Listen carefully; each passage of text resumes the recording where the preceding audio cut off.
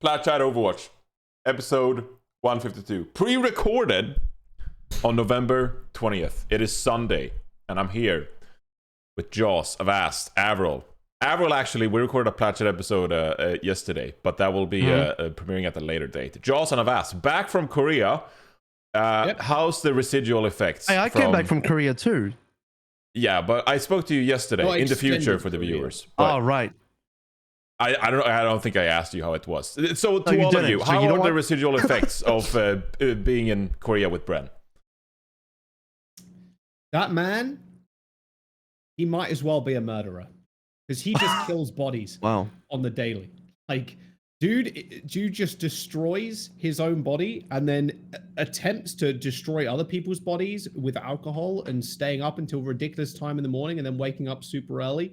He kills people. Not killer of cells. Not physically. Killer of brain cells, blood cells, all cells in the body. It's insane. You know, we joke about how his body should be donated to science. It actually should be, like, straight up. So are you single-handedly blaming Bren for what went down in Korea this past week? Well, that's not really exactly what happened. That's not exactly what happened. But also, the reason that that AVRL's experience is not quite the same as everyone else's experience is that AVRL left like halfway through. He only saw the first half of the journey. I left like 3 days before everyone else. No, I'd say like I think it was quarters. It felt like 5 days. It felt like 5 days. So your last 3 days in Korea felt like 5. That really says a lot. The last 3 days in Korea, I think as soon as you left, it all went downhill. Bren's sicko mode just went to another level, did he? Essentially, the real problem was that because Bren went so sicko mode, and because we kept going sicko mode for Seth's wedding as well, because we were out there for Achilles Cast's wedding, we went out the night after. We had an after party, but then we partied again, as we did every night. Every night was a party. Yep. And I got insanely drunk. Like, how much variety was there to the drinking? Was it the same alcohol, same kind of thing every night? Oh, no. We were very different. Granted, there was one singular thread that I personally believe was the start of the cycle. Give me some details. Come on, give me some details. There was a speakeasy in a hotel. Okay. That served. Also, we are soft banned from going to for a current time. Really? It's not like they. So they serve soju, and generally soju as is like a 12% alcohol by volume drink. This soju was like 50% alcohol by volume. By design. No, by design. No. It literally was. It was like a whiskey. Is there a special version?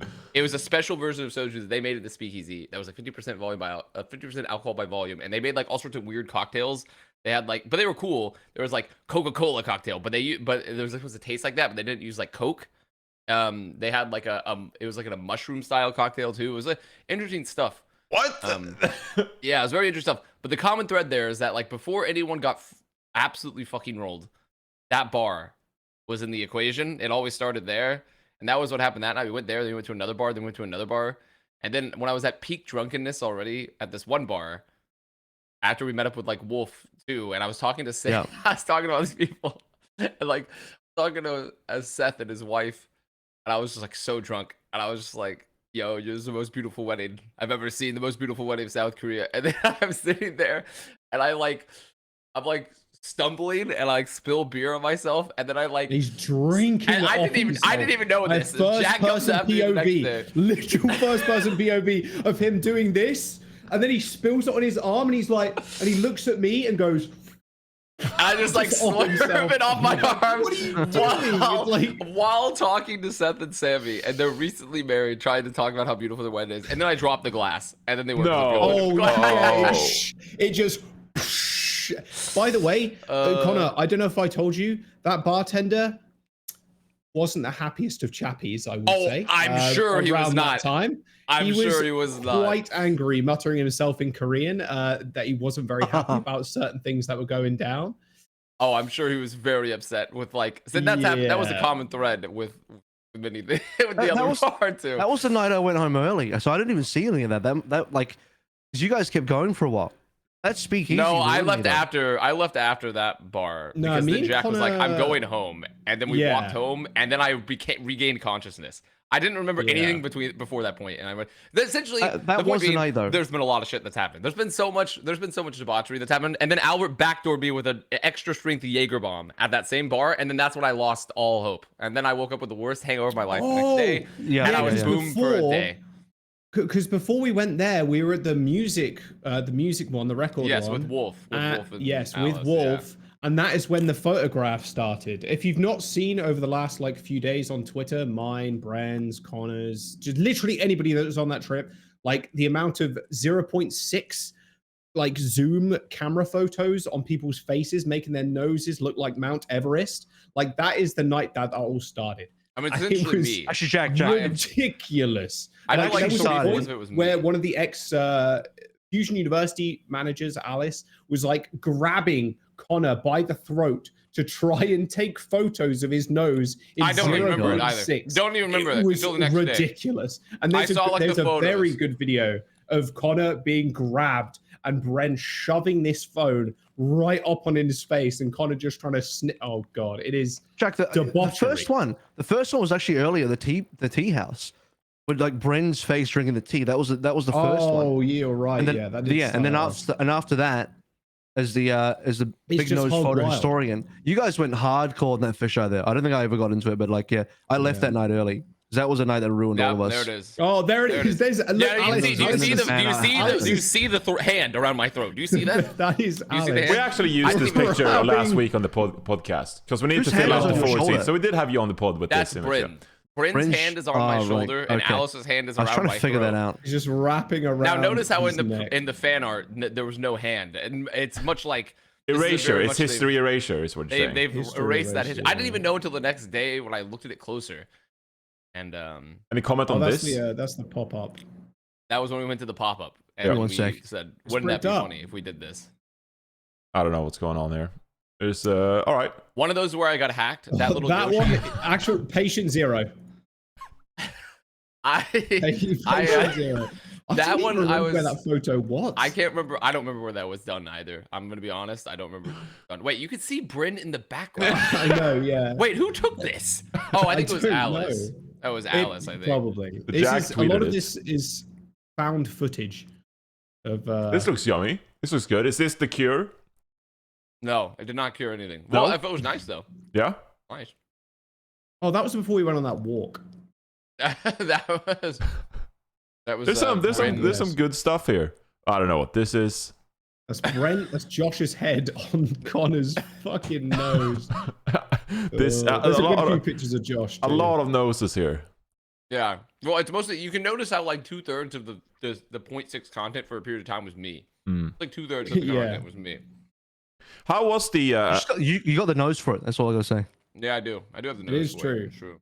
Oh, there you go. There's the video I was talking about. There's the video. It's just him. But that wasn't the throat photo. That's just me. He was gone by this point, by the way, and there was another part I don't remember after this. I barely remember that.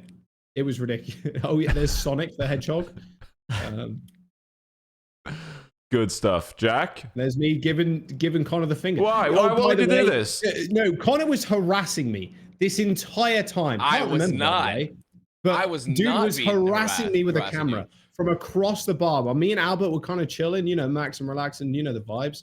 And then Connor's harassing me from across the bar for no reason. That does not sound right. Jack, that's a bannable offense. I'm gonna fine you and remove you from one match. Unlucky. Wrong podcast. Different game. But bring it up. Nice reference. All right. Can we tell one last story because this is really fucking funny. Connor, go right ahead. The best man bartender. The best man bartender story is too good. It's too fucking good not to tell. That's such a Seth thing. I mean, am I telling this? Who's telling this? No, you are, because you started this shit. And it was so good. It was incredible. So we went to so Seth recommended.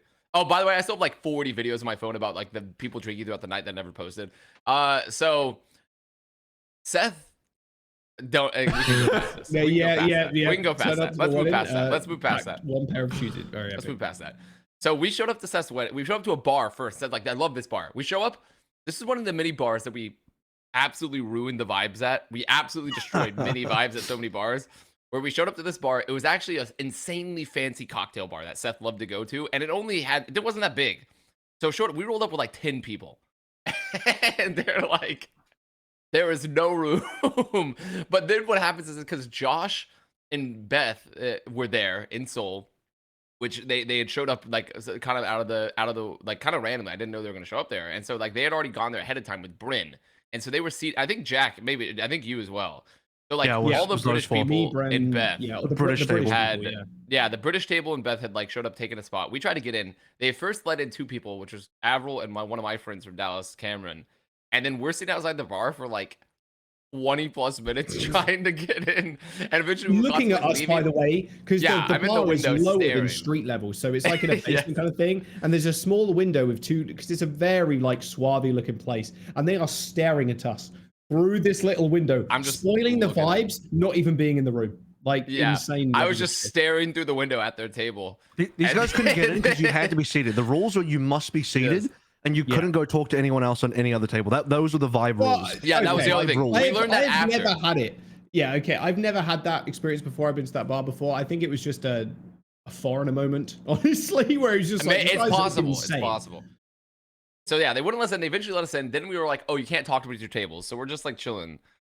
And then, but then the owner who is the bar, also like works at the bar sometimes, he comes down eventually and he's like, finally, you guys can go walk amongst yourself. Now the vibe has shifted after we ruined the vibe there for a while. Just like, then he lets us go talk. Then later on at Seth's wedding, that guy shows up. And I'm like, why is the bartender here? And then Seth had told me like, oh, his dad is at that bar like 12 hours a day while he's in Korea, like just literally hanging out with this guy. He was a very nice guy, mind you, very cool. And then, and then he's like, okay, he brought the bartender, the owner of this bar, to the wedding. Like, okay, fair enough. But then we're taking the after wedding photos, and Seth's dad takes him up to the front and puts him like in the middle of all the photos, in front of Wolf, who is Seth's best man, in front of literally all the guests of like honor. The bartender goes in front of everybody. While they're doing it was like the whole room got up to take a giant photo with Seth and his wife, like up on the stage kind of thing, because they did a couple of like small little like, oh, Seth and the best men, that kind of stuff, Seth's wife and her friends and shit like that, and then everybody kind of got up. But yeah, he dragged the bartender all the way up to the front through a crowd of people and like 50 people next to Seth. It was the most like Seth thing ever. Seth's wife and the bartender and his dad. Like literally the most Seth thing ever. That's the most important people, bartender, like in the middle, the bartender of your favorite bar, or / the owner really of your favorite bar, in your like sit front and center of your wedding photos in front of like. Hey, I'm sold. I want to go to the bar. Man. I'm sold. It was a good bar. It was a very good, actually probably the best bar we went to in Seoul, I think. The bar's goated. The guy also makes his own cheese. And so makes his own cheese. Makes his own cheese. What kind of cheese? Did he try it? Yeah, I tried it a bunch. It is so sick. And they also serve you the raisin tree. The chocolate water. Yes, it's where we learned about chocolate water. It's an ancient cure for drunkenness. Yes, and it's very good. Is it like an active agent? Like you drink it with the alcohol or the day after? I mean, you can drink it with, or you drink it on the, you got carbs and you pour on the table and then you have your drink too. You make some, The reason why that story is interesting is because it's like, as kind of saying, it's like the most Achilleos thing to do. First of all, to invite your bartender to your wedding, but then second of all, your bartender is basically the next most important person there after your wife. Yes. It's like I was losing my mind in the wedding when I saw the owner of the bar show up. He was like, he's here. Dude, me and Connor were sat next to each other. We both looked and I'm like, that's the fucking feather bartender. Like, that's him. And then he gets dragged to the front in the photos. We're like, what the fuck? We're just going It was actually the most like Seth thing of all time to have his bartender not only be at the wedding, but be so important, such a central figure. Well, I mean, let's be fair here. I mean, you're calling this guy, quote unquote, the bartender, but it's also most likely a good friend now of this Achilleos family. No, exactly. Yeah, exactly. So, let's not make it out that it's like, oh, they pulled the bartender because he serves alcohol. No, because he's a great, member of the. But at the time, that's what it seemed like. Okay, your perspective without knowing the relationship. Bartender. Yeah. But this is like the guy that owns his favorite bar, and then he was like, he has to have him there. But it's also like the guy is very cool guy. It was a legendary moment. All in all, it sounds like just an amazingly fun wedding and a fun weekend with little memory stored throughout. No, we have a lot of stories still, but there's too much. There's not enough time. There's so much. There's so much to talk about. Well, 15 minutes in, the viewers want to hear that. This is what people love. So I'm glad you shared your stories. Maybe we'll save some stories for future episodes as well. I'm sure people will love that. So here's the deal, okay? As people will know at this point, I'll be gone for a few weeks. So we're recording 2 episodes today. So we're going to talk about some news that happened while you guys were gone. And then after this episode is recorded, we're going to record a fantasy draft, which will be live the week after this is premiered. So, we're going to run through some news, hopefully for like an hour and a half, and then, come back next week with a fantasy draft. So here we go, guys. Nothing's happened, right? What? Surely nothing's happened since we've been in Seoul. Jumping into it, Blizzard and NetEase have an expiring agreement in January, which essentially means no Blizzard games will be able to be playable in China, or operated rather. Like there's no game services; they won't be operated in China. So there you go, Avast. Not great. Until they find another publishing agreement with either NetEase or somebody else. That agreement gets approved by the Chinese government. Correct. Which could take years. Or they find. So it's not that there will never be Blizzard games in China again. It's just that it's going to be a while before we see it in China again. It feels like anyway. I don't know what the standard is when it comes to like where they come to terms again. Would NetEase need a new approval from the government, or do they have like an existing approval carrying on from this agreement? Nevertheless, the story is it's very difficult to get games approved in China. And this deal expiring and them not being able to find sort of like a new agreement, very bad, not great for the future prospect of the Chinese region. All the Blizzard games, World of Warcraft, Overwatch, Hearthstone, it says here, we will suspend new sales in the coming days, and Chinese players will be receiving details on how this will work soon. Upcoming releases for World of Warcraft, Dragonflight, Hearthstone, Season 2 of Overwatch will proceed later this year, but after that, World of Warcraft, Hearthstone, Warcraft 3 Reforged, Overwatch, StarCraft series, Diablo 3, Heroes of the Storm, Diablo Immortal, Diablo Immortal is separate. Sorry, that caught me off guard. Yeah, that's separate. So Diablo Immortal will still be like on their phone or whatever, they can still play that, but all the other major games, they won't be able to play. So, what that means, we have no fucking idea. Like what the repercussions and what this will mean. But it's not been a fun week, needless to say. Now, I do want to add on to this story. There's been some talk about what's really going on. For example, there were some rumors flying around that they had difficulty finding a deal because Blizzard wanted front pay of 2 years of earnings of the future deal. Obviously, just rumors. We can't confirm that. We don't know what's going into it. But it seems like both parties are not that thrilled about what went down in the negotiations. The stock of NetEase just like plummeted the day of the announcement. I think it went down like 10% in the Chinese stock market. 15% in one day or something ridiculous. Yeah, it went down 15, but I think it recovered a little bit. But at its peak, I think it was down like 15%, which is like $10 billion in value, just like straight down the tank for NetEase. Now, according to the numbers, it says that like the revenue from the Chinese games were like 3% for Activision Blizzard. So some people are like, well, 3%, like who really cares? It's not the biggest end of the world. The counter argument is like, well, it's not just about the revenue numbers. This is actually like a huge demographic you're losing. And to us who work in the Overwatch League, I don't give a fuck about the 3%. I want to make sure that, the Chinese region can play our games.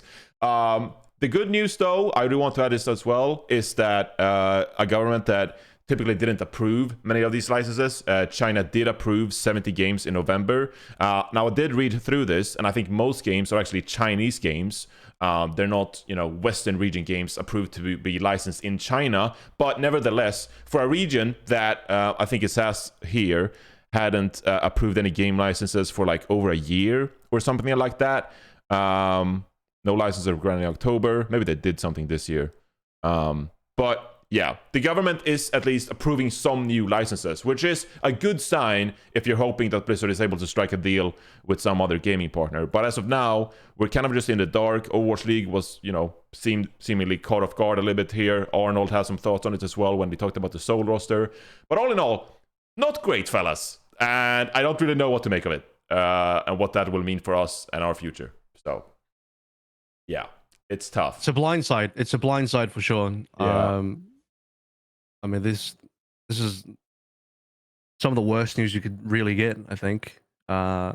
There's also some messiness involved as well, because it's not like, sure, Blizzard and NetEase are kind of splitting from each other, but remember, part of the reason why I would speculate that Diablo Immortal is still there is because NetEase have, I think, ownership stake in Diablo Immortal. They actually, if you boot up a Diablo Immortal, their NetEase logo is there. They like part made the game or whatever. Like they have some stake in the game, whereas they don't in the other Blizzard games. And beyond that as well, NetEase are the owners of the Shanghai Dragons.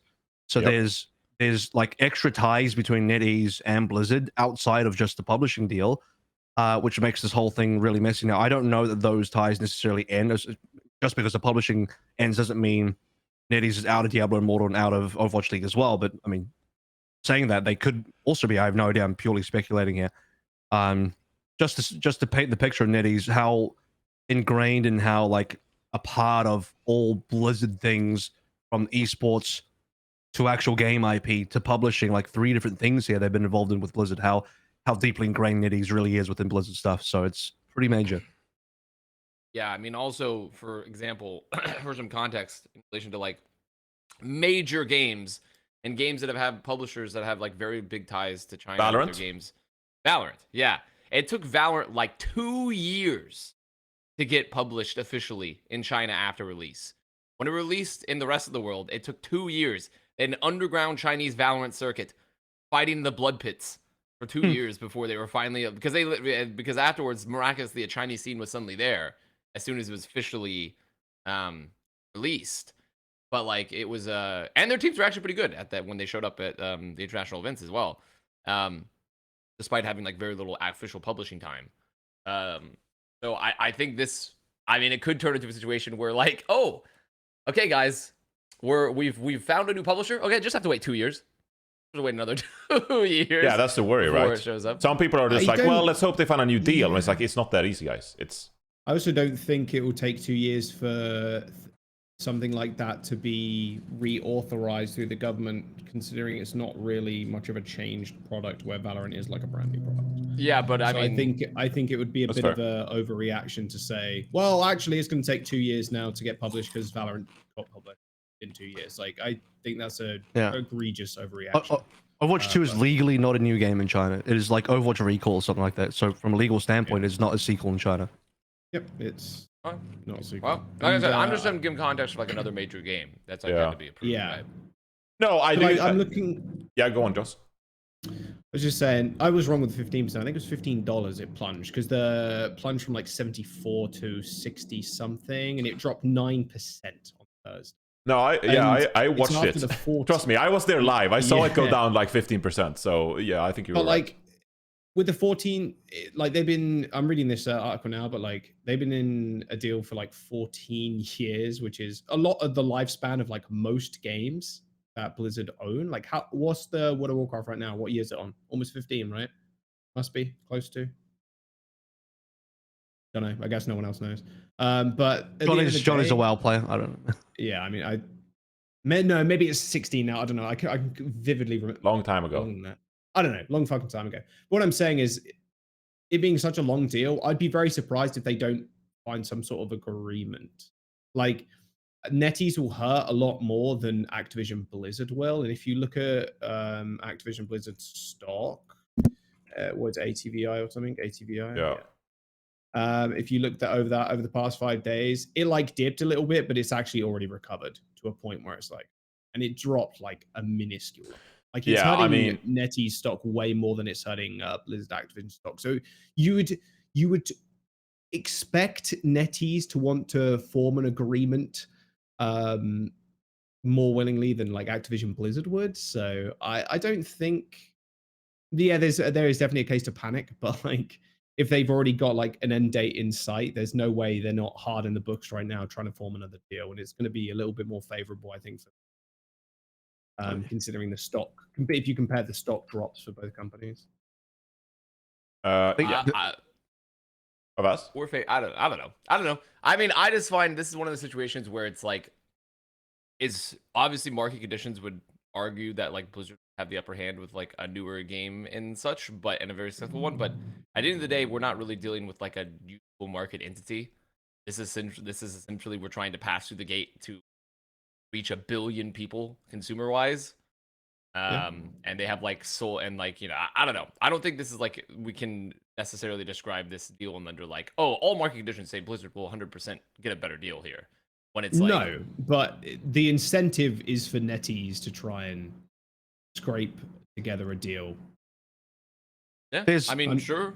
There's a rumor, just because, you know, on a level of speculation here, maybe it's got something to do with the Microsoft deal because Xbox have a strategic partnership with Tencent. And so moving into the acquisition, it's like you're re-signing a deal with NetEase, which is a competitor to Tencent, who's in bed with Microsoft, who is going to be your new owner. It would maybe make things a little bit wild. So I don't know. That's pure speculation from the internet. In terms of that level of impact, maybe it has no impact. Maybe it does have an impact. But there's like, I don't know how many other publishers you can go to. You can go to Tencent, you can go to Perfect World, and I can't think of any others off the top of my head, and there's NetEase. Those are the main ones. Yeah, I mean, it's super complicated because I was wondering this myself, like how would this deal impact the future acquisition? And what I found was this, is that Microsoft are actively trying to like hit the Chinese gaming market because Sony had a lot of success with Genshin Impact, which was very intriguing to me because if you're Microsoft then, and you're like, we're actively looking to find, you know, some kind of advantage being in the Chinese market, and then this deal falls apart after we paid $69 billion or whatever it is to acquire Activision. Like, aren't you kind of disappointed then that this licensing agreement, like you expected that to be part of it? Now, obviously, I'm not a fucking economist. Like, I have no idea. People listening to this pod, you know, maybe you have a better idea.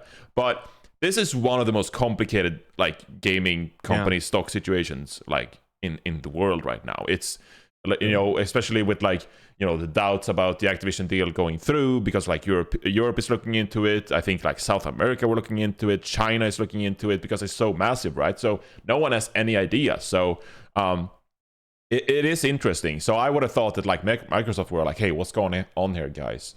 The other thing that I'm thinking as well, and this is me just like completely speculating, you know, like I am such an amateur in this topic, but if Blizzard wanted like 2 years of earnings like paid in advance, I wonder if that's some kind of like manipulation when it comes to like the revenue in certain quarters or something like that. Is maybe there is some kind of like difference of opinion, like whether you strike this deal in November of 2022 versus January 2023, if that's set to be the year they acquired. Maybe there's some like number manipulation going on. So I wonder if that is the most hopium possible. I can't give you more hopium than Blizzard changing their minds going into 2023 with a new revenue year and a new quarter, all that shit. So wait, the deal ends in January though, so it would only have to be... but if you wanted the front end cash in 2022 to give you better numbers, because I mean it's quite interesting that like Blizzard just dropped all these games. Like we had Overwatch 2 and Activision Blizzard, they also dropped, you know, the new Call of Duty almost like within the same months. Like I don't think usually a gaming company drops 2 of their best games, most popular games within like the same month. So there's obviously like, I don't know, I have no fucking idea like what goes into release dates and like all that stuff and like popping up stock, but I'm just putting that out as a theory.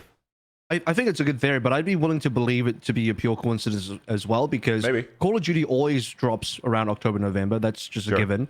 Yeah. And then as far as we understand from the Overwatch side of things as well, like October was basically the most aggressive timeline possible for them to release the game, because anything else would have to be after that, maybe 2023. So that was just the earliest possible date they could release the game based on the amount of work left, and that's what the target they had. Maybe you're right, and strategically as well, the, you know, Activision looked at it as like, hey, how about Team 4? How about you guys just release Overwatch around the same time as COD and we'll work it out? But I'd be also willing to just chalk it up to a coincidence, just because, like, I mean, COD always comes out that time anyway. Yeah.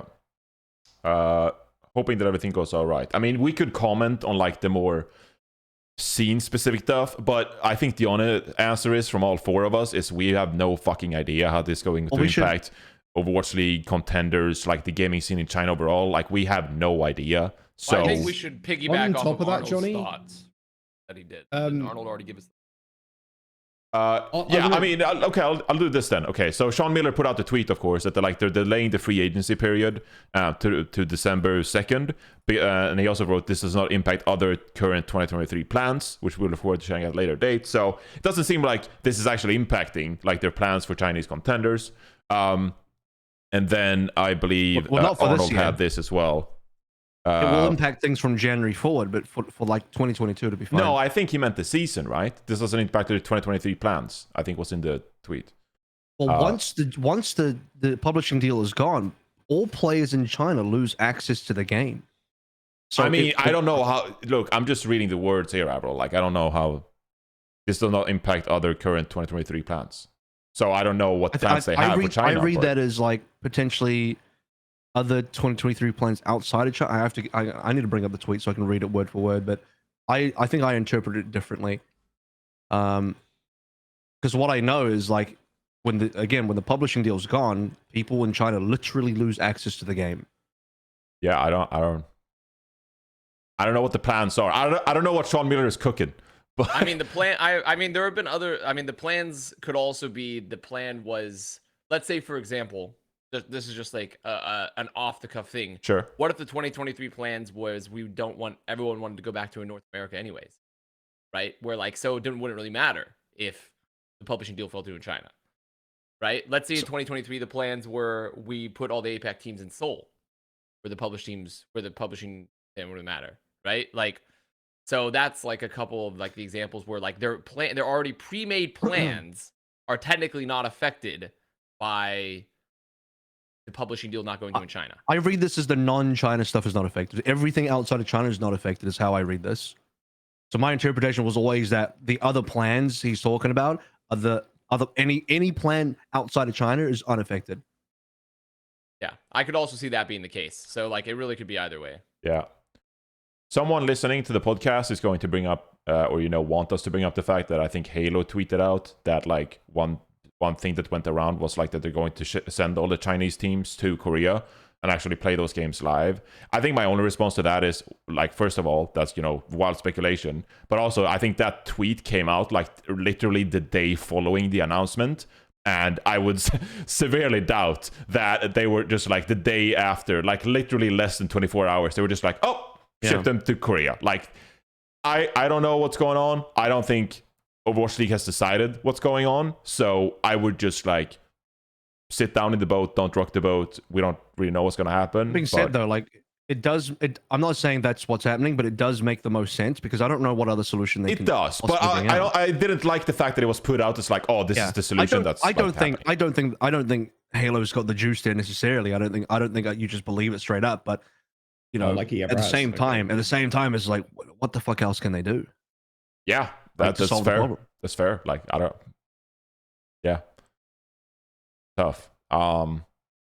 Yeah. So, we'll talk more about the Seoul roster as well. But I mean, Arnold shared his thoughts, and obviously Arnold is like hugely influential as well for the Seoul Dynasty. And he said, one last thing I'd like to say is this has nothing to do with the people that run OWL. This is much, much bigger than the folks over there who are probably as surprised as we were. APAC without China just doesn't make sense for OWL. So sounds like a lot of people were surprised and caught off guard. Obviously, this is a huge thing. It doesn't make sense for a lot of esports, to be fair, too, right? Yeah. China is such a big market, like you were saying. It seemed like John announced like Pacific contenders for next year or something. I don't know if that like what's happening with that either. Like, there's a lot of question marks here and a lot of things we don't know. So. We'll continue to follow it as things go down. But yeah, if you guys don't have anything else, I think that's the best we can do in this massive news. Are we talking about the Seoul stuff separately to the NetEase stuff? Yeah, let's get into that now. Actually, you want to get into the roster, yeah? Yeah. I mean, I have some extra thoughts behind the Arnold comments regarding dropping on members, but I think that's part of this next topic. So I think for me, it's like. It is definitely the APAC uncertainty, but I also, if you look at the trend across the board for all these teams, North American, all APAC teams, everybody is kind of dropping their entire roster and allowing players to explore free agency. Even players that were like basically re-signed or had their option taken or extended or whatever, a lot of those players actually had the, those players got given the ability to explore options as well, to explore free agency as well. Some of that is not like legal free agency in the sense that Yiska kind of report on this to clarify. It was basically that some teams have a player under contract for next year, but that player is still allowed to explore options from other teams, and maybe a trade could happen or something like that. But essentially, every team is just like, well, fuck it, everyone's doing it. We could all just sort of explore and play the market freely anyway. I think for Arnold, it's a bit of like, yes, I think APAC uncertainty plays a part, but at the same time, even if that wasn't the case, I would strongly believe that a large portion of Seoul's roster would have entered free agency or would have been allowed to explore free agency anyway. So there's a bit of a thing here where Arnold is riding the wave of the APAC stuff a little bit. I'm not saying it doesn't have an impact; it absolutely does, but he is definitely also just kind of doing the thing that most of the teams are doing currently. Yeah. Yeah, I mean that's definitely a trend but I'm sure we'll talk about that as we go on through the episodes. I don't want to throw in a bunch more comments here but I have definitely heard that like the APAC uncertainty is fueling some moves, but like obviously it's still too early to make any calls. So yeah, we can just talk about Seoul. They dropped Fitz, Smurf, Iris, and Vindime, which is pretty drop massive. The near championship roster, Yeah. Just drop like just drop the roster that's like fucking crazy. Arguably one could say like one of the greatest tanks in Overwatch, one of the greatest DPS and greatest backline players. Do we know their contract status, by the way? Do we know the contract status of the players in terms of like what they had remaining? I couldn't find that. idea. It says terminated here.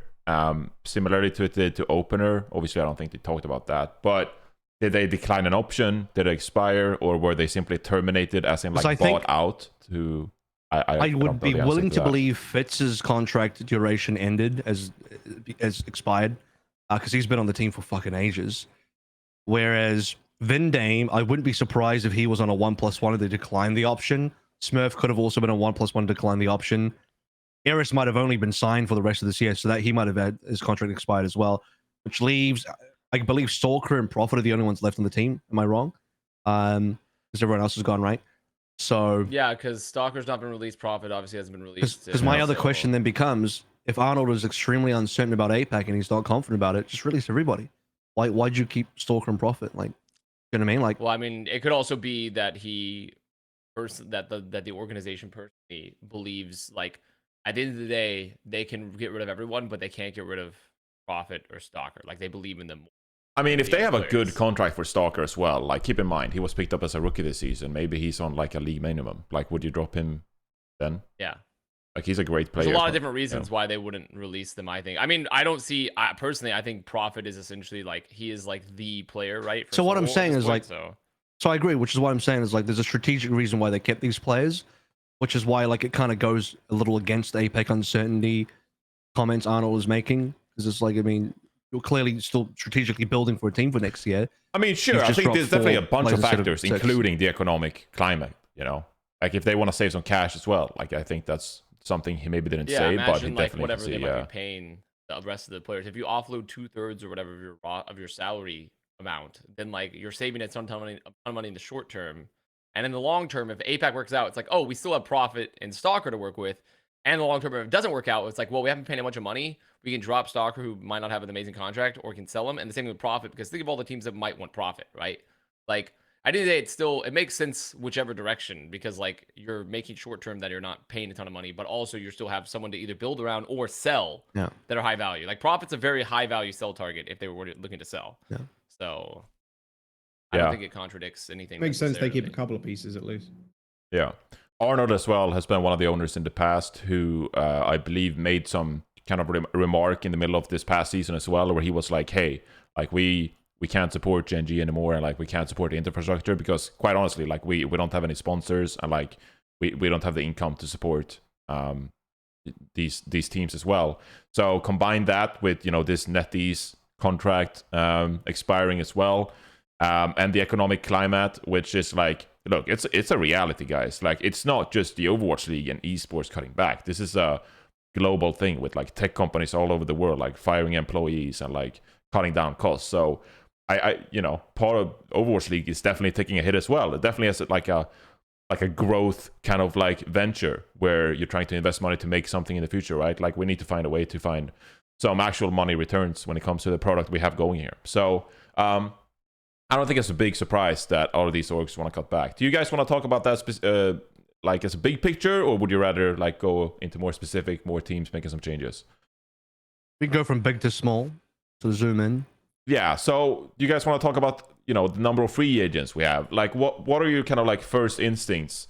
As I believe was list at all anywhere? Is there a free? Well, there was an unofficial list that Liz Richardson put together, I believe, and it says essentially we have 92 free agents right now, but we have more than that because I think that was before Boston released it, like the other 3 players. So I think we have like 95-ish based off this. 95, right? Okay. 95 free agents of players that were previously signed, and that should have probably gone down to like, and then we still the publicly re-signed is the same, I believe. So. We're doing a free agent draft in the episode we're recording after this. So let me tell you, there's a lot of free agents to pick from. There's no shortage. So we'll read through the list in next week's episode, I guess. Yeah. But yeah, I mean, is this the biggest free agency, like in terms of quantity of players available? Yeah. In the Overwatch League since the inaugural season? Because inaugural, obviously, everyone's a free agent. But yeah, I think that is 100% a fact. I would even say it's more than season 1. Season 1, you had New York. They picked up a team. Spitfire picked up 2 teams. You know, a lot of these teams, and Dallas Fuel picked up Envious. Like, they picked up, like, actual teams. This is free agents. Like, they're not this is not teams. This is free agents, individual players that are going to have to combine. So I'd say it's the biggest. Mm-hmm. Which is... I mean, technically, season 1, there was also less destinations as well. So, theoretically, season 1, there was still the greatest picking for teams ever. Because there were so few destinations for them to go. But if we were to theoretically lose APAC, then technically that would be pretty equivalent. Yeah. But yeah, I do think this is the craziest by far, which is also rather interesting because it's right on top of the fact that we're probably the most successful Overwatch League season on the back half that we've seen in 2 years. But also, I think it makes sense because from the general vibe around town is that like there's a general economic downturn throughout the world. So like, and one of the first things that gets hit by like, you know, downturns economic situations is esports, discretionary things like esports on the investment table. Secondly, still people are very unsure of the future of Overwatch 2 in the league because like, sure, we had a great back half into the year, but like not an amazing first half or even first 2/3 of the year on top of 2 pretty meh years before that, right? So that's still like, okay, like where are we going from here? Mm-hmm. And then third, I think Av will touch on it and during the APAC discussion, it's just a lot of contracts coming up to be over at the same time. So, which is important because I think I just want to calm down some people out there that might be on the doom meme a little bit. A lot of this, I believe, started chronologically with the shock. If you correct me if I'm wrong, because they seem to be the first team that was like, boom, most of the roster is dead except for like a few people. And some of that came off the back of the fact that they have 2 AT players who were signed to 1+0s. Because all the AT guys, I mean, Brad confirmed that OG and Ultraviolet and Speedly, I believe, all 3 more AT players were signed on 1+0. So Rhino would have been the same. All these AT guys basically only had a 1-year contract of their own choosing. It's not like the org decided not to do that. Orgs would rather sign you on a 1+1 because it's more valuable to the org. So it starts there. And then I believe Striker was only back for this season as well. Yeah. And who was the other player? Mikey, I'm not too sure about that one. It's possible he was only on the team for a year or he was on a 1+1 and his option was declined, which maybe makes sense because he seemed like a bit more of an emergency pickup, right? So when you look at the shock players being dropped, it's 2 players on 1+0s, a player that was 2 players that were basically emergency signed for the year as well. So the fact that those 4 went should surprise nobody, but it looks bad because it's like, didn't these guys just come second? Why did 4 people on their roster just go bye-bye? It's like, it's a bit weird, right? We saw that from the Twitter sphere take as well. Some content creators like, this team just came second and they're imploding. What's wrong with the Overwatch League? It's like, you knew these players and what the contract statuses were. It's like not surprising at all. And then after that, you start to see a lot of other teams. The other thing is like, this is the end of the 3rd year after year 2. So it's been 5 years of the Overwatch League. I'm fairly certain that some speculation here, so take this with a grain of salt. But first year Overwatch League, a lot of players would have been potentially on 1+1s. They served out their 2 years. third year Overwatch League, they signed new deals. Some players on 1+1, some players maybe on 1+2s. We know that Carpe was on a 3-year deal, and his contract officially ended for this season. So I think the season 5 timing makes a lot of sense for a lot of contract expirations to happen at the same time. Shanghai, if you think about it, their new roster in 2022 with all these guys like LeeJaeGon and Lip, etc., they came in 2020, and teams aren't really going to have contracts longer than 3 years, whether it's a 1+2 or a 2+1 or just a 3-year contract. Teams are probably not going to have longer contracts than that. So the fact that they are all ending at the same time at the end of the 5th season, from a timing perspective, makes total sense. That's definitely a factor as well in terms of why so many players looks like they've been dropped. Their contracts have just expired. Yeah. Are you guys very, very excited about this, or are you like concerned? Like, oh shit. Because I think there are some people in the community who are just like, oh, this is sick, dude. Like, the offseason is going to be sick. Or are you like, wow, we just lost a bunch of teams? The offseason is exciting because there are so many roster changes, or like people getting put into free agency, because we get to see some ridiculous new teams potentially. I think it would be... Yeah, I think it would be a really cool mix-up to see a lot of players joining up together that have never maybe played together before, or players that have played together in the past but now gets played together again. Maybe they were duos in contenders, and now they're, you know, separate in Overwatch League and they come back together. I think it's, I don't know, it's been so easy to is this like this in every other game, where it's just so easy to be so doomium that you know, it's almost the first thing that kind of pops into your head. I think we talked about this before, Johnny, but in private and in like public, but it's, I think in Overwatch at least, people are very happy and willing to straight away jump on this is fucked, we're fucked, everything's fucked. Because there's a lot of negativity behind Blizzard stuff and Overwatch stuff, and also people don't really understand contracts. Not their fault, but contracts are pretty complicated, and I mean, I don't understand how contracts work. As someone who's always all about the hopium, when I saw the NetEase news, I was kind of like, oh yeah, time to go look for another job. Different. Like, that's that definitely hit me hard. That's definitely bad. That's but the whole like roster stuff, that's all contract stuff that it's complicated. That people don't get. Scared me as well, but it's not. It's, if I just look at the scope of like the free agents and stuff, I'm like, yeah, I'm pretty damn excited. At this point, I feel like I'm too weathered. And that I'm like, okay, the NetEase stuff, that fucking blows. Like, yes, it does. Am I looking for another job? Well, I'm technically a freelance caster, so, and I have been this entire time in the Overwatch League. So yeah, we're technically always looking for another job. But am I gonna instantly put myself into a great depression like every other off season? Probably not. Because off season's kind of always been like that for like every freelance caster. If you're not signed to like a multi-year deal, which is exclusive to maybe one caster. Or two in previous years. So I don't really want to like gigaboom myself in an off season, which you'd think would be more relaxing than most, at least for myself. I can't speak for any other commentator that's currently out there in the Overwatch League, but for myself, I'm like, well, I'm pretty fucking happy with how this year went. So I don't really want to like launch my off season straight into a, well, I'm fucked kind of thing, you know? So yeah, the NetEase stuff, fine, but like, this off-season, look at how many players are getting chopped and changed, and looking at all the free agency shit like that. It actually makes me kind of excited, because we're going to see some, maybe a new super team. Maybe we won't see teams like San Francisco Shock be on the top anymore. Maybe we'll see another team just come out from under us and just sweep everybody, you know? Yeah.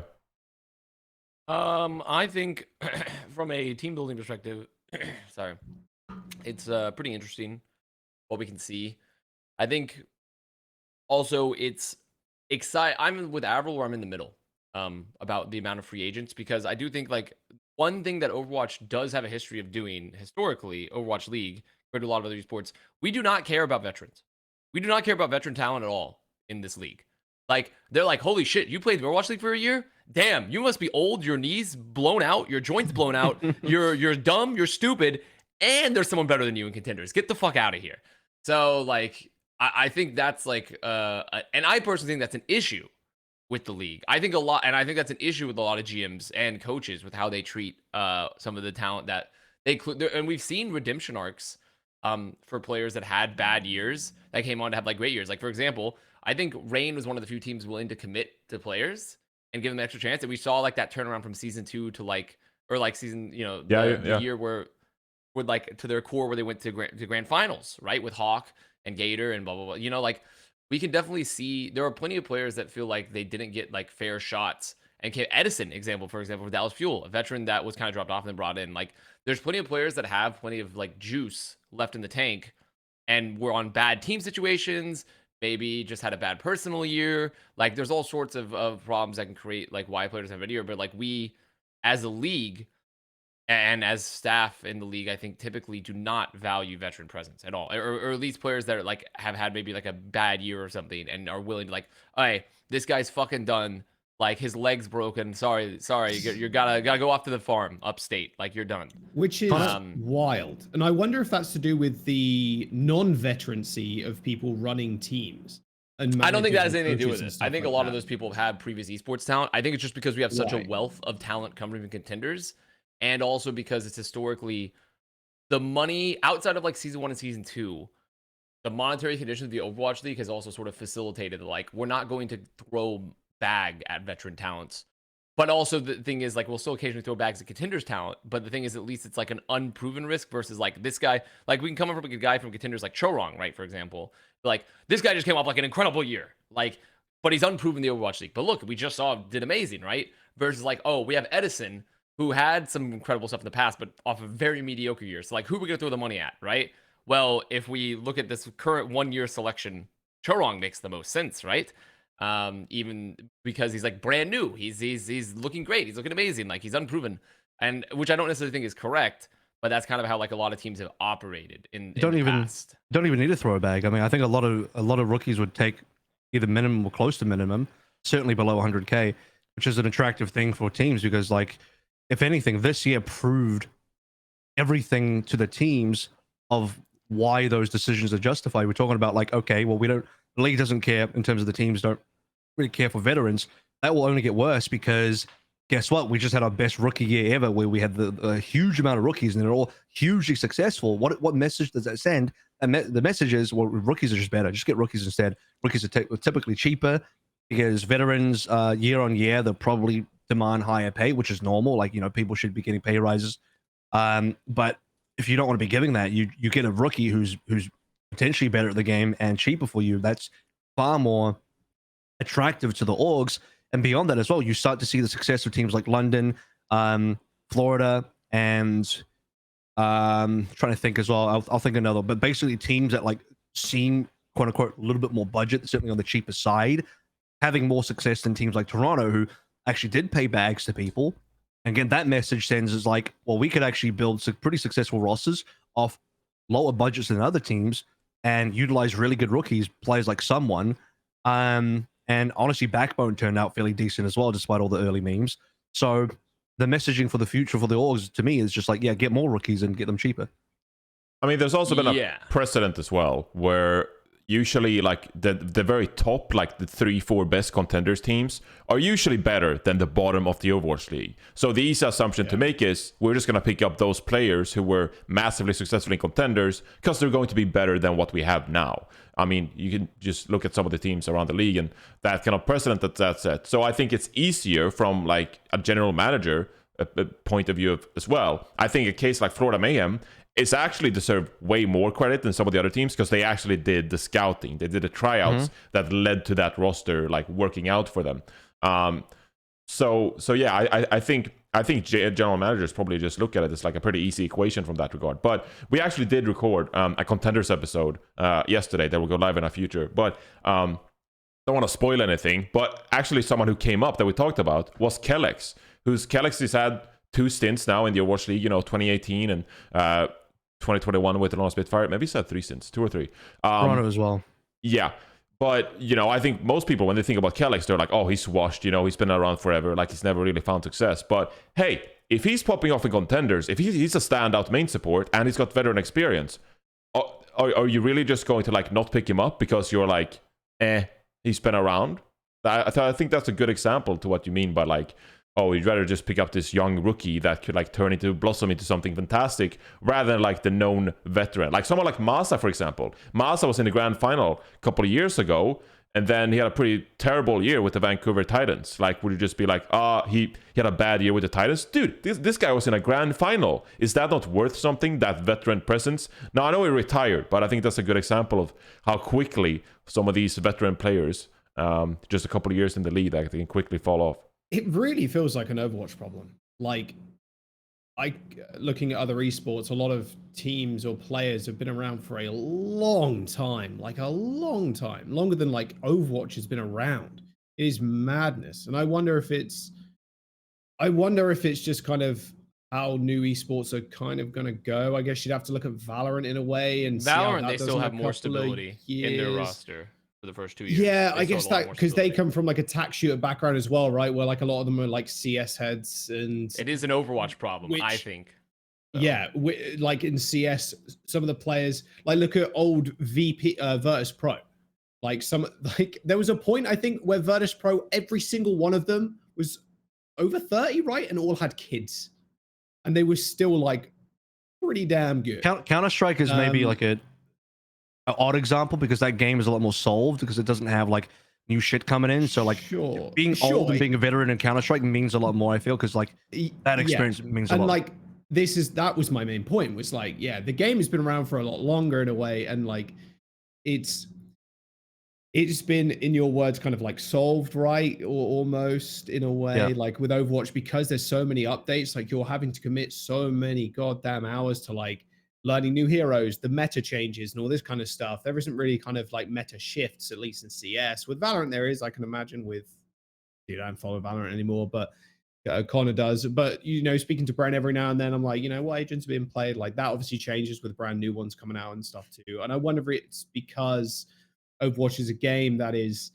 constantly, at this point at least, Overwatch 2 plus up, being updated and patched and buffed and new heroes, new this and that and that. But then you could also say the same thing and look at League of Legends, where that is also receiving major patches a lot of the time and new heroes coming in, or new champion. So, yeah, I don't know. I don't know if you could completely say it's because it's a solved game, because League of Legends also is not a like solved game. Because I'll say this. And whatnot. I think that Overwatch, to an extent, has kind of like gameplay wise and like what goes into like why are some of the best teams the best. I'd say that's probably solved. What I don't think has been solved in the Overwatch League is coaching, and like how do you take a roster that is struggling and how do you patch up those issues and how do you like have them improve over the course of a season? Because what we're seeing so often is that bad rosters usually continue to be bad because they're not able to put it together, not able to improve. And I think London Spitfire in that regard this year, they were almost like set a precedent for like what it's capable of if you build out the teamwork. And that is what Christopher said a lot. We want the best communication. We want the best teamwork. And then with that, we're going to improve over time. I think a lot of teams still, they're just relying on the players popping off, having like a basic understanding of the game. And then maybe you can get a bit in depth. But you know, Paris Eternal, another one, very successful with Get Amazed. His system worked for that team. Turn It Over and with JMac doesn't work at all. Like something changed massively with the coaching staff. And so I think as coaching sort of improves around the Overwatch League and how you take some of these struggling rosters and patch those issues out, I think that's going to be less of a concern. And maybe you're seeing some of those veteran players still remaining in the league because the coaches can actually take the issues and deal with them rather than saying, we're blowing it up, we're picking up new talent, hoping they pop off with their mechanical skill. So I think there's one exception in the Overwatch space, and I got to credit Dallas Fuel for this one. They are the Veterans Association of the Overwatch League, right? They're the team that are proving that like you can win with veterans. That's what needs to happen. Unless teams can win with veterans, all it proves is that the correct move is to drop people and pick up rookies. Because Shark also just came second with almost an entirely rookie team. I mean, statistically, like the Shanghai players that got dropped, they were some of the oldest in the league. You know? Well, they were the only team. Shanghai were the only team to have picked up 0 rookies this season. 0. They had a full veteran team. Awesome. Even Dallas had 2 rookies. Yeah. But consider that a lot of the guys on Dallas are in their 3rd year, like guys like Sparkle and Hanbin. So. Which is why, by the way, no one should freak out about the Dallas players being quote unquote dropped because they're on their 3rd year and all of their contracts have expired, which is why they're all testing for the agency. Now, there's a good chance they all re-sign together because I'm pretty sure Dallas want to keep their team together. I'm pretty sure the players want to play together as well because they just won the fucking season. So now's probably not the time to break up. Yeah, but like Shanghai is maybe like the cautionary tale because they just won a season. The previous season, they kept their team together, and then they boomed this year. Now we could say that other factors might have boomed them as well. The moving of the facilities, the Shanghai lockdown situation, the internet situation because of the lockdowns, and just also the Overwatch 2 situation in APAC, meaning contenders didn't have the game until at least like beta 1, really significantly limiting practice partners in Asia, which was a huge problem this year. Those things absolutely did boom Shanghai, but it's also the case where like they banked on veteran players. They invested in that with good contracts and decent pay for those players, and it did not work out. So then you look at other teams with, again, like the ones I've named, like London, who worked out really well with cheaper rosters and newer people, and you're questioning yourself, especially if you're a team like Toronto. You're like, well, what the fuck? Look at those guys. We should be like those guys.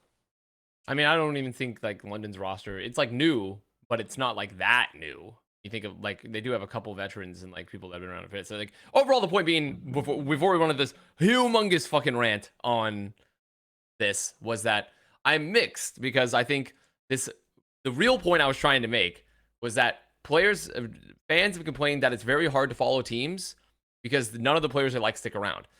In which case, I also direct you to the fact that, which was the one good points of the Overwatch League's like system that they have. Like, one of the points I think is strong is like, well, technically you don't have to follow players. You could just follow the rosters because you identify the rosters. But obviously it's a lot easier said than done because the traditions between traditional sports and esports are not the same. And secondly, I'm mixed because also I think this is going to be a period of time where like we're not even beginning to interact also with like all the staff that's become free agent either. And when staffing jobs are a little bit harder to find, can be very hard to find at times from like that those sort of front end positions.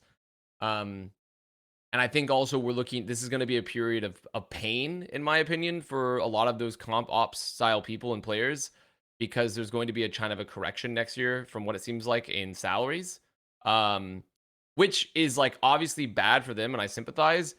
But at the same time, on the other end, the reality is, at least on the player side, salaries need to be corrected. They need to be, because esports, the number one reason for esports still continuing to remain insolvent, like in my opinion, has been player salary. Still, because it's just a cost that you eat up with no return, generally. Because it's like they demand a lot of money for their skills, which I think is fair. But also you ask like, well, what does my organization get out of this if I pay you a lot of money? It's like, do I get guaranteed wins? No. Do I get content out of you that I can sell to people? Most of the time, no, because players hate doing content. And do I get a huge fan base? It's like, holy shit, the guy that's getting paid like $100,000 or something has 2,000 followers on Twitter. I'm like, this is fucking ridiculous. So like, there is, and that's from a larger macro perspective of esports. This is not an Overwatch League specific problem. In fact, many other esports have it far worse than we do. Our salaries seem mild compared to other esports. They're very mild comparatively, but like, so that's why I'm mixed. Is like, on one end, I'm feeling I sympathize and feel for the pain that's going to be happening for the players and also for, I think, the staff, the front end of Overwatch League teams next year. But on the other end, and also for fans that are wanting to have like their favorite players that they've been watching be there, or at least the ones they saw this year. But also on the other end, I'm like, I recognize that part of it is because of these trends that we can't really control, and arguably could hopefully set a culture for something a little bit more sustainable moving forward. So yeah, I'm pretty mixed on it. I want to also add as well, I think the problem seems worse in Overwatch because we have bigger rosters comparatively to the size of the game, which is 5 people, right? And yet we have teams with well beyond 5 sometimes. And so when extra like fat gets cut off, like subs gets dropped, it looks, wow, this team just dropped like 5 people. They've still kept the core of maybe 2 to 3. If you notice, I think the average number of players retained per team is about 2. So 2/5 of your team as a core being retained, I still think gives enough of an identity in a 5v5 game that it's like not hugely problematic to me. I think that's like okay, right? Maybe I'm alone on that point, but yeah, I think it seems worse than it is because teams are also dropping a bunch of their subs. Yeah, and I mean, especially like letting some of these players pursue their, trying out in free agency, and that's kind of where I want to go next. We got a few individual, just like transfers that I want to go through here. So we can kick it off with, oh, this is the wrong one. Great job by me. Here we go. The first one we can bring up is LeeJaeGon, who is exploring free agency. And in the text here, it does say that like LeeJaeGon wanted to test the waters. He wanted to try out free agency, and the organization was like, okay, we'll give it a go. So in line with what the Dallas Fuel did with their roster, like, hey guys, you can try out free agency what you want, and we'll see what happens with it. I believe a couple other franchises as well, they're letting their players explore. So they're not really dropping them, just like terminating their contracts. I don't know specifically what went down with Seoul. But someone in the case of LeeJaeGon, is he really like dropped, or is he just like allowed to explore free agency? I don't know. So I can make a distinction here. The difference between Dallas and Shanghai is that specifically, and this was announced by Shanghai, you can go to their Twitter, they were the first team to do this, and props to them for it. They had a contract announcement graphic which displayed every single player's status. LeeJaeGon's status specifically says team option. So his team option was accepted, meaning that he is a signed player to the Shanghai Dragons for the 2023 season. Now, that being said, that doesn't mean he will play in the 2023 season for the Shanghai Dragons, because you have to remember, teams can also sign players and sign for their options for the next year with the intention of actually trading them. That was basically Yaki from Mayhem being traded to NYXL, right? If you remember, Yaki was retained. Doesn't mean that Mayhem want to play the Yaki for the 2022 season. They wanted to sell him off to another team. So LeeJaeGon could be that specific case. It could be that LeeJaeGon's option was exercised by the team, but LeeJaeGon doesn't really want to stay on the team. That's a possibility. In which case, the team's like, okay, well, let's test the waters for quote-unquote free agency. He's not actually legally a free agent, but he's allowed to basically pretend he's a free agent for the purpose of trying to see if a team wants to buy him out. Now, he's not the same as a player on the Dallas Fuel, which I don't know everybody's status on the Dallas Fuel, but I know a bunch of them have just finished their third year or second year on the Dallas Fuel. If you're only on a 1+1, then your contract has actually expired, which means legally you are a free agent. That's different to LeeJaeGon. So sorry to clarify, it does say here, I must have missed it. I'm sorry about that. With immediate effect, his contract with the Shanghai Dragons has been officially terminated, and he's now. Okay, well that's different. That means he is. Sorry guys, free that's agent. my bad. I missed that. That means so they not exercise the greatest team option, like text, just like throwing up 2-3 paragraphs like with a text image. Like people will pause. They needed to be in like on Spotify size 36 impact. Better, I don't know. So like what I said would have been relevant. It still is relevant for certain players, but I guess for LeeJaeGon, he is legally then actually a free agent because he's terminated. Yeah. Let me ask you this. Jaws, I'm going to ask you this question. Do you think LeeJaeGon is the best main support on the free agent market right now? How many free agents we got? 92? Yeah, maybe something like that. Free agent main 95. supports are on that list right now. LeeJaeGon's got... Chorong's on there. Chorong's up there. Chorong, okay. Chio exploring. Chorong number 1. Chio number 2. LeeJaeGon number 3. This guy put Chorong above Chio. There's the tier list. Yeah. I respect it. He's a Toronto fan. There's the tier list. Fair enough. Now, if I was a sane man, I would put Chio at number 1. Yeah. But I respect the Chorong one. Value though. Depends on what you value. Like Chio, I value my adamantium backline in the Toronto Defiant, my role star Chorong. Yeah, exactly. Well, also Chio, I think arguably Chio has a better understanding of like Lucio play at overall holistically, and like is a better Lucio player. But if I want you to play not Lucio, I'd probably put Chorong on that. So I gotta say, it's like a little bit rare to see what Shanghai has done with LeeJaeGon, because typically, if you believe that LeeJaeGon is trade value, you would not have agreed to terminate his contract because it doesn't benefit the org to do so. You exercise his option, you trade him for money.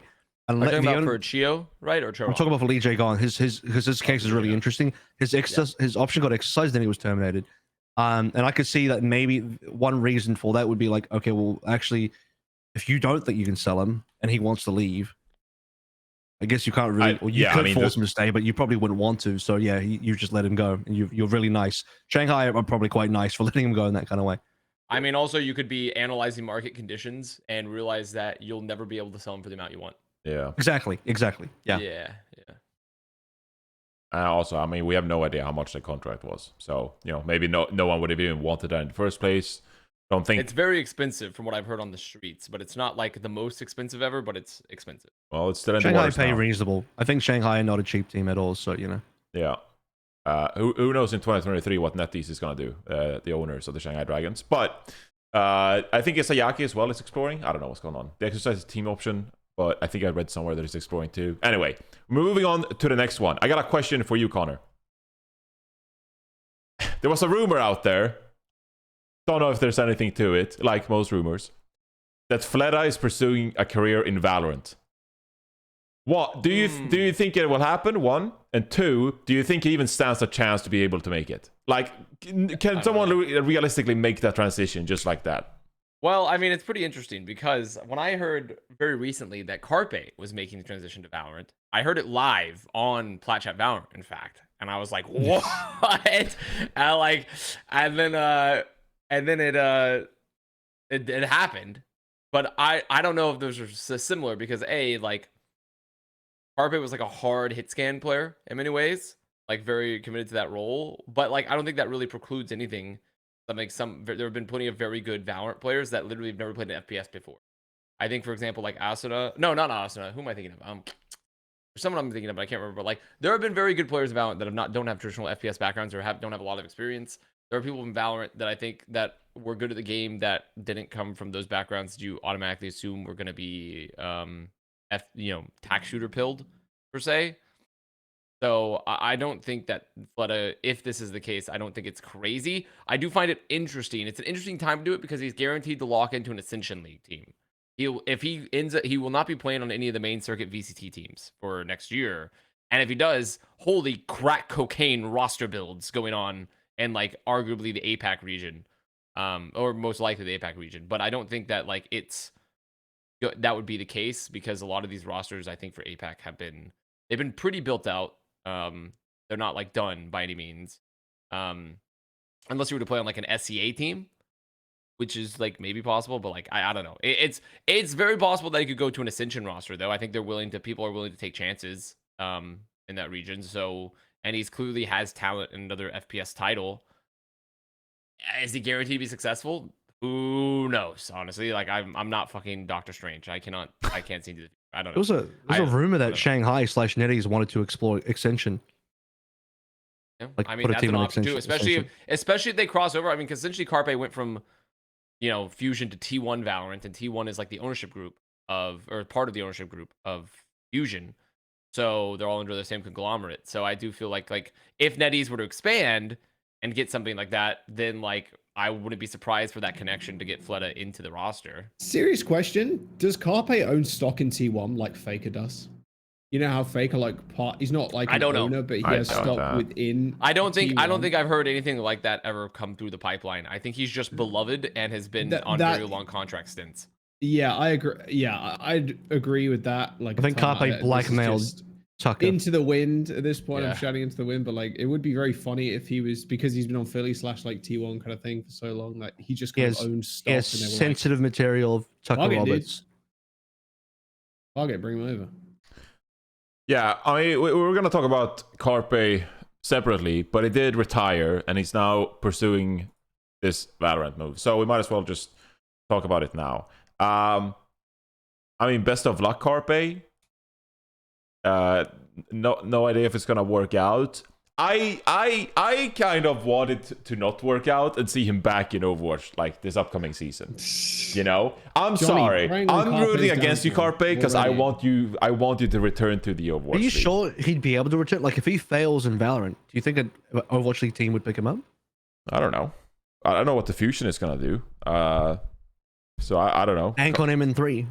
I mean, I would putting it all in on him in 3. If there's anything to do it, it'd come back to Fusion. He'd come back to Fusion if any team were to do it. Like, I don't think it's I don't see a place for Carpe in most Overwatch League teams currently. And with how like the current direction of the Overwatch League is like moving for next year and how we view players, like I just don't see a current spot for him like where he like directly slots in again. I'm just saying, pro player life can flip on its head pretty quickly, and suddenly you're like, oh, I'll take a pro player contract anywhere. Valorant didn't work out. T1 they've now benched me in Valorant because I wasn't good enough. Maybe he's good enough. I don't want to root like I wish you the best, Carpe, but there might be a time where like Carpe is like, hey, actually. Overwatch, is doing well in 2023 or something, and I want to get back. Hey, what's going on, T1? Can you ship me over? I'll play on T1 or I'll play on Fusion bench. Like, I don't know. So I'm just saying, I don't think it's out of the realm of possibility, as I am Doctor Strange. But yeah. Any other words about the Carpe story? pretty sad that he didn't win anything in the end. He was like the story to root for, you know? He was the Philadelphia Fusion. Yeah, I rooted massively. I think Carpe was one of the biggest players like I rooted for in the league. Like I just wanted him to win something. His Wikipedia is depressing. Yeah, I mean, I don't think he's like let's contextualize a little bit. A lot of players that have existed in the Overwatch League would love to have Carpe's Wikipedia. There's a lot of people that have won less. Oh yeah, 100%. Yeah, that's the thing. Is like Carpe's had a massively overall. When you think about how long his career's been, it's been a very overall successul career. He's been a great player. There are periods of time where Carpe was like one of the dominant players. Like for example, season 1. And like I think Carpe's had a fantastic career. I think it's sad that he's finally gone. And has left for a new game because he is like kind of a staple player, and he's had periods of time where he's been like an insanely good player too. I don't think he's really been that player recently, but he hasn't been bad. He has not been like a player that's like, oh, I feel like they're insanely underperforming. I feel like he's been pretty mediocre, you know? And that's like, but there's nothing to be ashamed about with his career in Wikipedia. Like AVRL said, I personally at no point was ever like, was I ever really like rooting for like Carpe per se, but I think it's because because he never was at a point where I was like, oh, like he had it so bad, man. He wasn't like fearless season 1 transitioning to a new team. At no point was Carpe like downtrodden into the dirt. Carpe was always on his fusion backed palanquin being hoisted above the masses. And like kind of just like he was always been in a spot of success, and it's not so much to downplay like, what he was. You know, great NBA players, you still want them to win a ring, you know? Like because at least in like the NBA, like we're not like a fucking NBA over here, but like, you know, there's definitely a distinction between like, did you win a ring versus did you not win a ring, and were you just like a great player? Like winning a championship is obviously going to be a massive boost to how people perceive you. And Carpe, like he's number 2 in pretty much all-time stats in the Overwatch League, like final blows, like he's been around the league since its inception, been massively successful, one of the most like, you know, prevalent players we've had, one of the biggest names we have. So, you know, naturally I wanted him to win a championship, to like, or a stage, I mean, even a stage. I'll just say a stage to round that out. Stage 3 would have been it. It's not stage 3. Season 3 would have been it. That was the year for Fusion to get all of their glory. Dude, they were so good. Christopher said as much. Christopher said that was the best year for Fusion ever. So sure, but like you get to a point, especially on Philadelphia Fusion, where like it was destiny for them not to win. Oh shit! I mean, oh my god, it was just destiny. I mean, how far can we really go where Philadelphia Fusion are the princess? Like, without it being a joke, you know? Like, dude, I'm sorry. I'm just gonna hammer that nail in right now. Sorry, Mitch. I know you love the Fusion, but were they ever gonna win? Maybe. Maybe Christopher was right. Maybe that year was gonna pop off. But there have been some mad down points in the Philadelphia Fusion's like resume, I suppose. Like 2021, right? They kind of sucked. But I think Carpe had been one of the more consistent factors. And this year it looked super good with like MN3 and Zest. Like, god damn. Like that DPS was cracked, and then Carpe coming in every now and then. Zest like, was mega underhyped coming to the season. MN3 was fairly hyped. I'm not talking about how hyped people were. I'm talking about like how well the players did in general, like the Philadelphia Fusion compared to like 2021. And at the end of the day, like it was almost destiny that they weren't going to win anything, because that's just been the whole meme for Philadelphia Fusion almost since its inception. It felt like, but yeah, I think it's going to be sad when we see Carpe eventually like plays first Valorant game. You know, it's going to be like, oh man, he should be back. You know, he should be back in the Overwatch League for a run that he's had, and for being in the league for this long, like, god damn. And we already spoke about how quickly players get booted out because there's a rookie that's 1 year younger than them, comes in from contenders. So I think Carpe sticking around for this long and being at the top of Overwatch for this long, I think it's been, quite a career. So, yeah, pretty, I'm happy for him in a way. You know, hopefully he can dominate in another game. Yeah. How many 5-year vets we got left? Like a player that's played in every season. Profit. And I think that might be it. Carpe was the last one who didn't change teams, right? But then you had Profit who changed teams from Lone to Seoul. Yeah, just any 5-year, any 5-year veteran. I think it has to. Who else other than Profit? I mean, technically, in a way, Astro was close. Fearless didn't play season 2, did he? Yeah. Yeah, he wouldn't a player that's played every season. Year, right? Wait, Hopper? Has Hopper played every single season? Oh, wait, yeah. Wait, let's think. So, season 1, Philly, Guangzhou, New York, Philly, Toronto. 5 years, 5 seasons. Hopper. Goddamn, Hopper's such a... Hopper's a 14. The GOAT? Poco, maybe? Oh. I think you're right. I think Poco's been here 5 years. Like, he didn't play last year. Yeah, but he was still rostered. He was still rostered. So I think that counts. Yes. If you're still rostered, that counts. But like, yeah, so my overall point, like, dude, look at how many people are still left from fucking year 1, bro. Like, goddamn. Dante? Carpe is still going to be... Dantelius. Yeah. Dantelius is still kind of a GOAT of the Overwatch League. And, you know, there's kind of times... Does space count? Space? Why would space count? Where would space gone? Where is space gone? Yes, of course space counts. Into space. Space. Yeah, it's space. I was just trying to remember if he was here 5 years. Yeah, he was. No, he was, because he was in season. He was in season 1. So under Valiant, season 1. Valiant, yeah. So I mean, like, overall, like, I think Carpe's had an incredibly good career. I didn't root for him because I don't really care if players win rings or not myself. Like, I don't like, to me, if a player doesn't win a ring or doesn't not ring pilled. Yeah, I'm not ring pilled. I don't really give a shit about that aspect. My storylines have asked. My storylines. My fiction. I mean, like, the thing is, it would have been interesting. Hobby. It's almost more interesting to me that he never did versus him winning a ring. I think that's almost more interesting that the guy was so perennially decent and like good historically that he just but he could never do it. I find it's kind of, maybe that's more like cosmic storyline. Agreed. Yeah, maybe it's more like a cosmic horror pill of like, because otherwise he's just another player who's won. Now he's a legend. Never win it. Yeah. What do you mean? Yeah, now he's a right, legend. Now he's a legend. Exactly. You're looking at the wrong Eat that, angle. Fusion fans. Eat that, Fusion fans. All right. Got another question. This time for AVRL. All right. Someone who entered free agency that we perhaps didn't really expect to hit the free agency market. A bit of a shocker, perhaps, if you will. Kilo enters the free agent market. Now, you know, a lot of people, you know, me included, expected Kilo to round out, you know, a future shock trio of Proper, Hisang, and Kilo. I think that's a pretty good trio right there. But Kilo leaves by his own accord, wanting to explore the free agency market. The question I have for you, AVRL, is Kilo going to fade away and become like another XC who just like kind of dropped off the map, didn't really see regular play? Or is Kilo's career going to improve? Whereas if he stayed, he probably would have been the third choice bench boy on the Shock. Do you think his career goes up or down after this decision to leave the Shock? I actually think he would have had a starting position on the Shock because we don't know who is going to replace Sam on that roster, or maybe Sam even just comes back. We'll see. So I think Kilo and Proper would have started as the duo, assuming we get flex DPS plus hit scan lineups as we typically do in most metas. But he also had a reasonable ending to the season. Like, he got subbed in a fair number of times over the playoffs, and he kind of popped off. Like, every time he got subbed in, he played well. Like, you never felt like Kilo was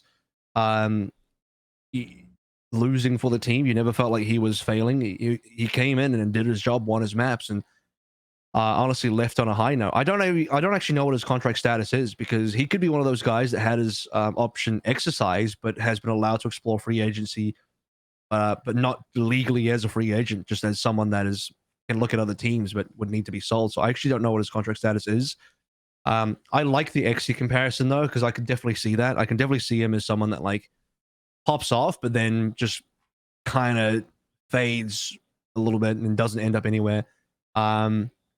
I think he's got a good shot. I think if I was a GM, I'd potentially still be willing to give Kilo a go, depending on what the other hit scan options look like. Yeah, I think he's a good shout. I think he should stick around for a little bit, unless he has a poor season moving forward. Avast, did Kilo surpass or disappoint you this season with your expectations with him going in? I wouldn't necessarily say he disappointed. I just would say that he was... he literally did exactly what I expected from contenders, which was like, this guy was fucking cracked, but then he disappeared. And it feels like to me, it's like when people were like, wow, Merritt got picked up very quickly. It's like, yeah, well, Merritt was the far more consistent player. of the two coming from that roster.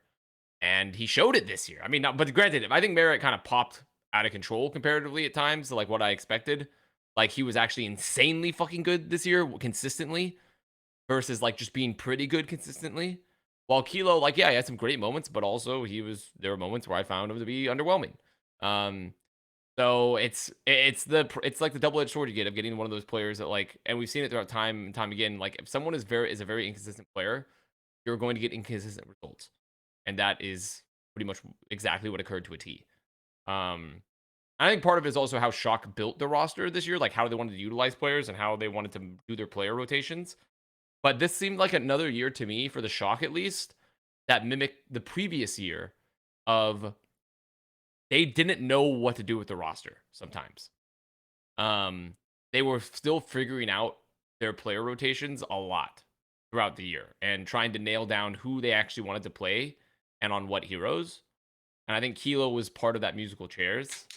Now, if Kilo performed like Merit, I feel like this maybe wouldn't have been the case as much. But like overall, I was not disappointed or wowed by Kilo. He fit exactly. Well, maybe a little underwhelmed. I'm slightly underwhelmed by Kilo's performance, but like it still was pretty much exactly around where I expected him to be. And I don't know like what his position was going to be in the Shock the following year. I don't know. I'm not as confident in AVRL like if he was going to be a full-time starter. I don't know what his position was going to be. So like it's not like wild to me that he's leaving Shock, but also I'm like it's interesting because it sounded like did they give contract explanations for Shock? I can't remember. No, they did not publicize any of that. Okay. Because like I don't know if his like team option had been picked up, if he had been declined, if he only had a 1 year. Like I really don't know. I don't think he got declined, because if he got declined, he would have been in the announcement with the rest of the Shock players being declined or leaving, right? True. That's very possible. So it was probably like a team option that he himself that he has decided to like try to go to free agency, something. Which, by the way, is like, but he's probably still under contract, I imagine, unless they've agreed to terminate it. So who knows? But I don't think he stated that. Did he state that he's like? Did they state that he's a restricted free agent? Not sure. Yeah. So, unrestricted. The point being, unrestricted. Okay, so yeah, so maybe it's, so yeah, so I mean, it sounds like they either declined it or he said I want to be out of it. Yeah, he said I am an unrestricted free agent. So wow, yeah, that's interesting. That's really interesting to me. That seems to me that like I don't know what that says. I don't know if that because we really just don't have the insight into the contracts. Just give us the contract insight, god damn it. Yeah, for our fucking league. I thought we had a tracker in past seasons with like literally all the. There is a tracker, but it's not public. Definitely did, right? Yeah. There is a tracker, but it's not public. It's a non-public tracker. Yeah. So. All right.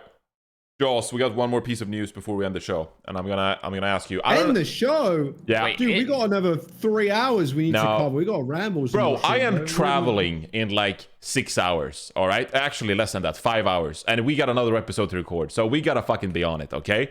Okay, bro. Here's the thing, though. I don't know if your Toronto Defiant fandom like carries over with them dropping like a large part of that roster, but I'll ask you anyway. On a scale of 1 to 10. How excited are you about Toronto Defiant signing Casores as their new head coach? Wait, did we not? Are we not going to talk about the Shock, like the rest of the Shock roster? What do you mean? Did we talk about the rest of the Shock roster going? No. What do you mean? All of the Shock players? Me and Matt addressed it last week. So you know. No one watched that episode. Look, we're doing the fantasy free agent draft. You can talk about how much you want about all the free agents that we'll talk about. Like they'll come up then. They'll come up. Okay, I have a second question after Defiant. Then are we talking about Boston?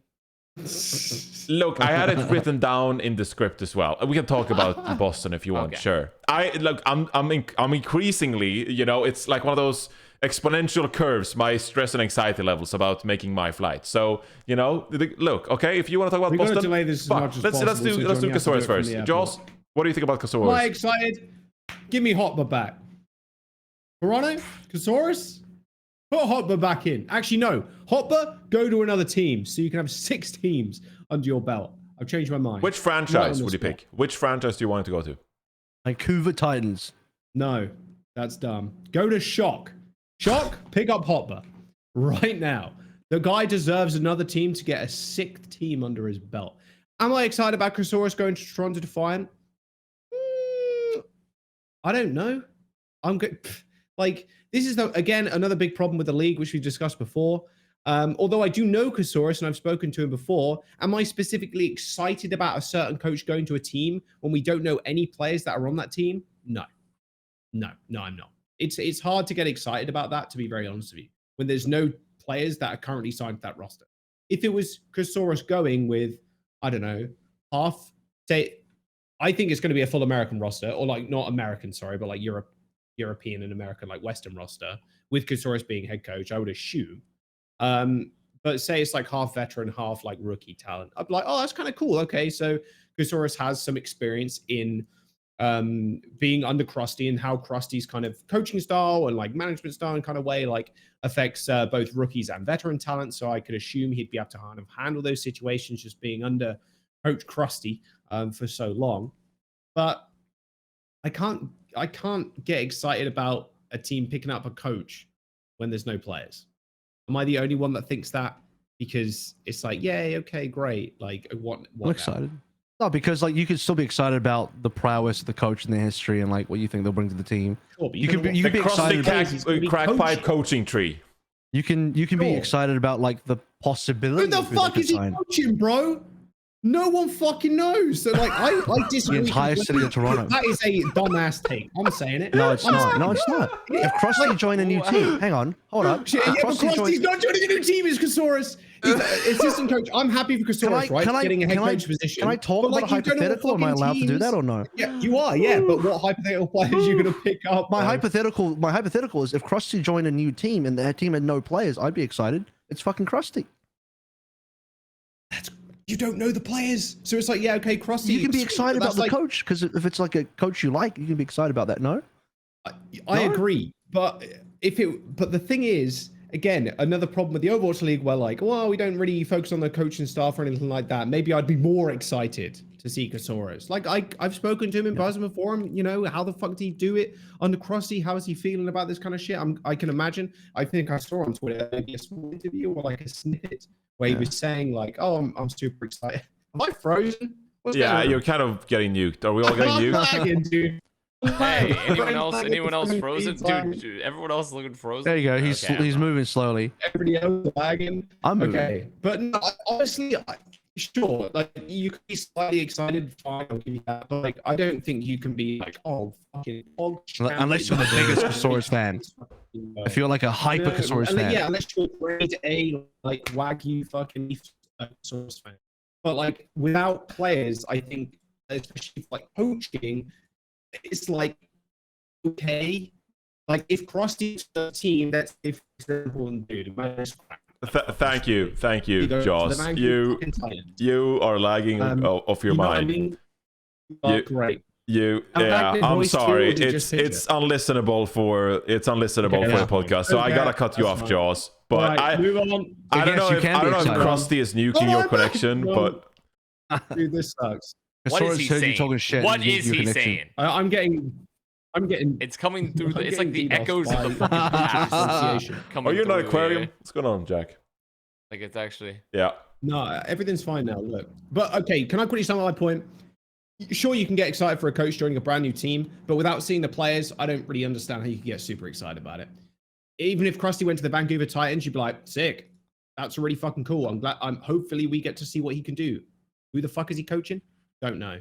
So it's like, okay. That's a very interesting perspective because I would agree with AVRL and think that if a coach that was interesting showed up, like even if it was a coach that was like, what the fuck, like imagine if like out of nowhere Wizard Young was like the head coach of like Vancouver Titans again and they had no players on him. I'd be like, now wait a second.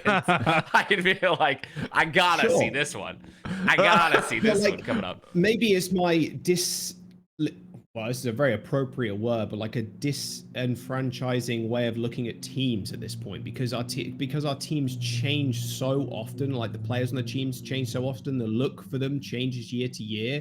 Like I have a trouble being like, oh, I really love X team, and I do like the Toronto Defiant. Like over the past few years, yeah, their team's been pretty fucking interesting to watch with the players they've been picking up. But like when we're seeing like wholesale drops from teams, whole rosters, I think it's a little bit harder to get excited about that kind of thing. Because like, sure. And I think Vancouver Titans is a perfect example of that. Ex-runaway roster goes down to European players, and the franchise just obviously doesn't replicate the same levels of success. So, but there are people out there and there are fans out there, and I'll give you a little shout out right now that do love their team, their singular team. But for myself, it's much harder to follow a specific team. I much prefer following a group of players or a couple of players from team to team to team, and then being a fan of them. I'm rooting for the Toronto Defiant fans. They've had a tough past few years, and hopefully Casores can, kickstart something here. This will be his first Overwatch League head coach job. Yep. So, which you talked about with Yiska, which is interesting because, as I think AVRL, you talked about it, the crusty crackpipe coaching tree has historically, those coaches historically seem to have been almost more successful on their own than they have than Krusty has been on his own, like per se. Like it seems like when you think about like all those coaches that have left, Krusty lost power when a bunch of his assistant coaches left in previous season, like last year. The shock were that he lost all of his assistant coaches, like all the ones that had been under him, and then he brought them back this year, and then they go to grand finals, right? Now obviously you could argue for a bunch of different factors attached to that, like proper, but you could attach a lot of different things to that. But that was sort of the hypothesis that was put out in previous years about like, isn't it interesting that like 9K left, and I'm trying to think of like other coaches that were on. Junkbuck left and things like that, and like Junkbuck did all right. 9K didn't do too great on the fusion. Well, but the point crashed and burned with Guangzhou. I should say more 9K so. go to Paris? 9K went to Paris and had the really successful year with Paris. Yes. So on top of that, Junkbuck, I would say this is the most successful year that Fusion's ever had with Junkbuck. So like, I think that's very unfair the way you're characterizing how Junkbuck and 9K's like careers went when they left Krusty. Whoa. Okay. Okay. Yeah, I think it is. I think it's just a fact. I think it was very fair. And also Junkbuck was the one that was the head coach of Team USA when they won. Well, not the head coach, Arrow was, but he was with Team USA. So like he sort of like helped them out a lot. So I do think that this is like a rather interesting, so I do think it's a rather interesting thing that he brought those assistants back, and now Casores is leaving Shock, right? After being tenured to Krusty, and is now going to be a head coach. So who knows where that goes, right? Like I don't know. Could be interesting. Especially because Defiant, as someone that really also enjoyed Defiant this year, but also a big part of the reason I like Defiant was also because they were one of the teams that were willing to still invest in the league, and I really want them to see success. Yeah, because they're like actually willing to continue to like just throw money at it. But like at some point, like you got to get some people that are like, okay, guys, we're throwing money at this, but like, what's our strategy? And I feel like I've seen a lack of strategy, for them. So hopefully they also figure that shit out.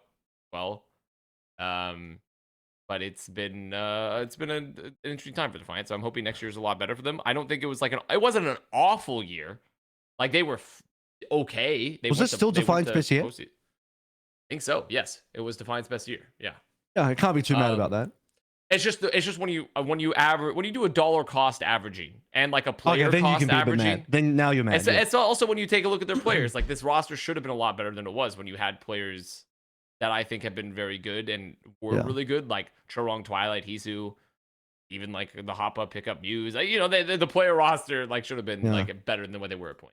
So overall, I'm hoping it works out a lot more. And I personally am interested to see what's going on with Defiant, because unlike Jack the Mad, I'm not interested. I'm not interested. I thought you were the Toronto fan, Jack. Dude, look, I already fucking explained my point. I lagged. I got DDoS to buy the fucking Coaches Association of the Overwatch fucking league. I'm not saying it again, but look, I find it more interesting when the players are there, or at least a few players, and you can kind of see the way the team direction is going. And then I can be like, well, okay, Pog champion. Like, yeah, I'm excited for Casores in general because he has his first head coaching opportunity for a team. I think that's quite cool, but you can't get fully like, yeah, let's go when you don't know the fucking roster. Yeah, just from my perspective. Much true blue Toronto I follow fan. players more than I follow teams. I think he's mad that Toronto dropped their players. Okay. Yeah. All right. Let's not poke Jack too much. All right. We love you, Jack. Avast.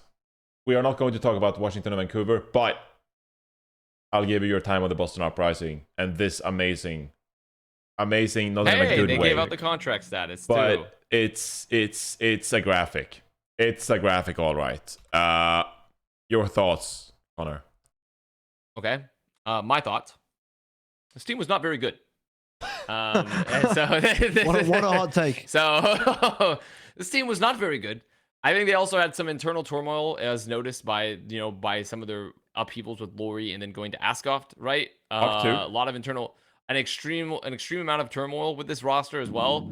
I think Punk's contract expiring is I mean, personally, let me actually find the Boston holding, because like the most shocking ones to me out of all this, like if you were to pick players for like, oh, I want potentially keep them, right, is like Punk and Faith would have been like the top two for me. You know, like those would have been the players, like if you were interested in continuing to build around two players in this roster, would have been those two, in my opinion. But I think that they're obviously just looking for a full reset. They're just looking for a full reset. Like it's not like a, oh, we don't like this player situation. It's a, we want to just look at it from a whole new perspective.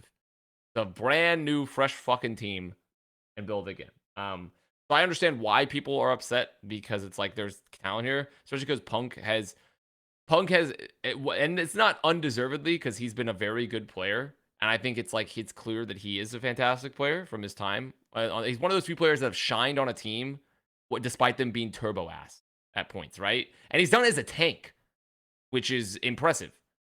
So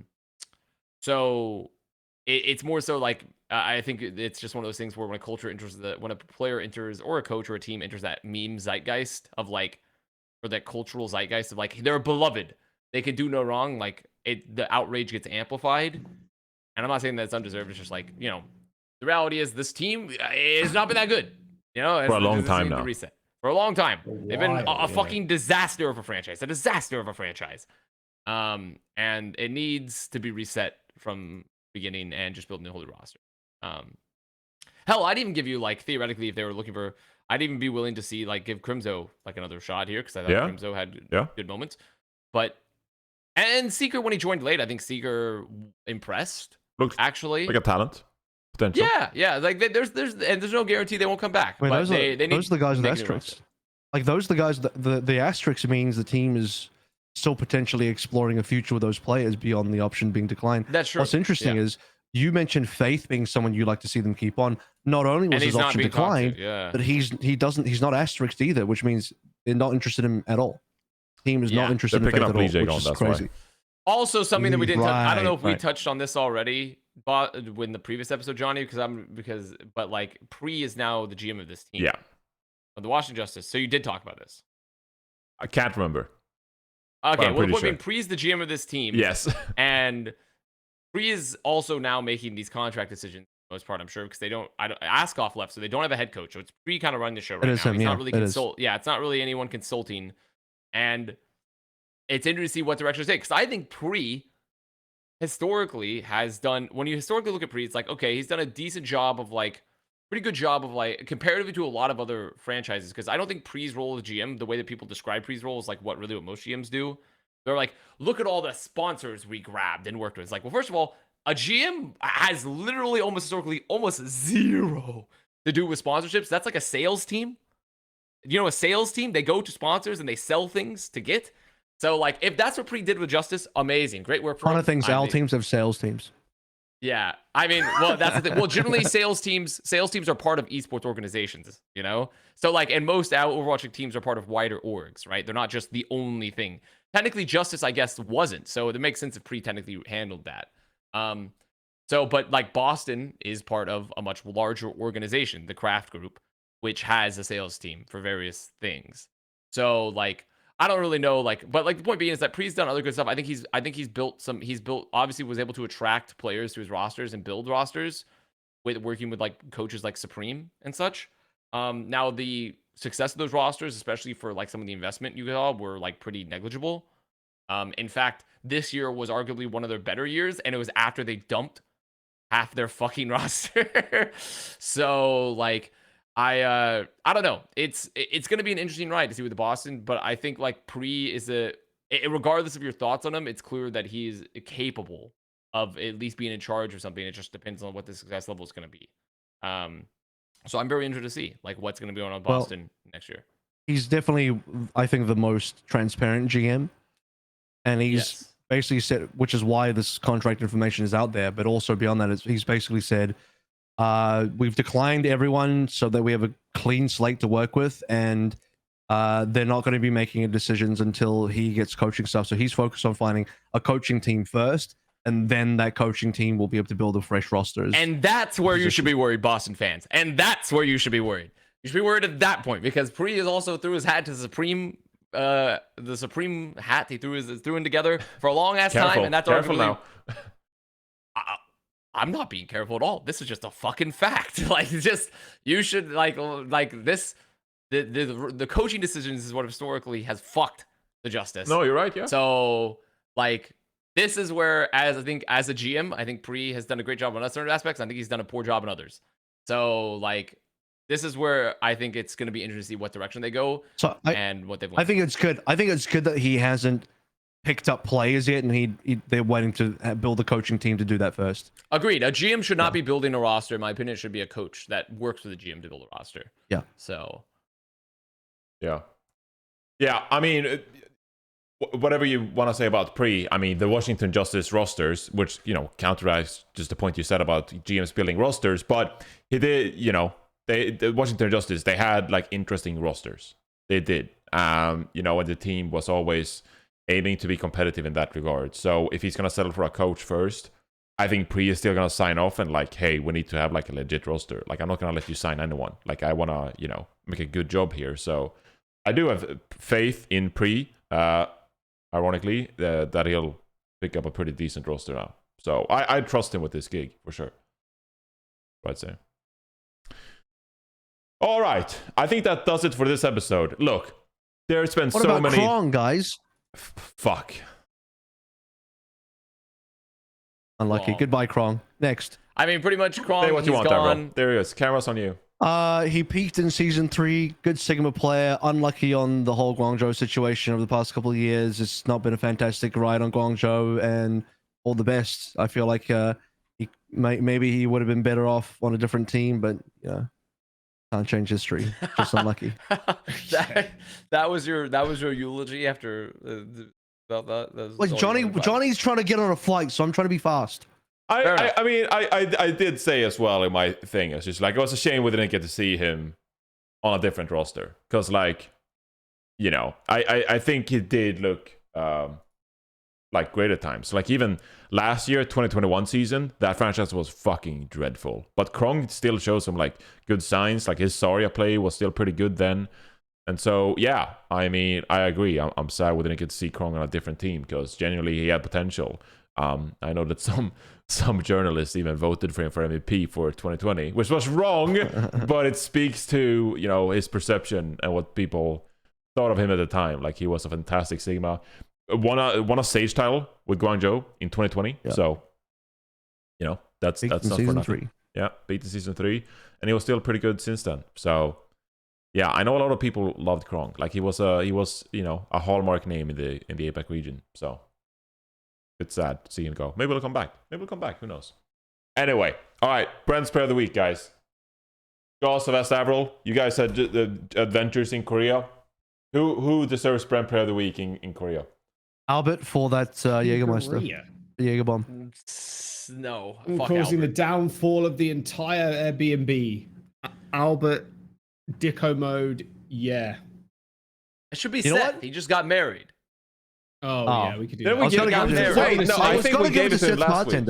I think we gave it to him last week. Oh, did we? Give it to Swing? Okay. Give it to the bartender. Swing? Okay. No, yeah, swing's, we don't. Okay. Swing, Swing chip. This is the most conversation we've had about this award. Swing carried.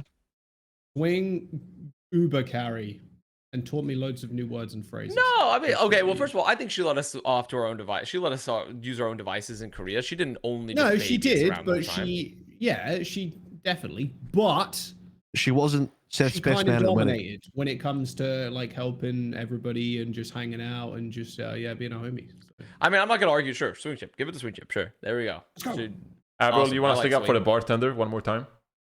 I think the bartender's Dude's a funnier, legend. but Yeah, I think the bartender's we far can, more we can funny also player do of the the week. But funny award.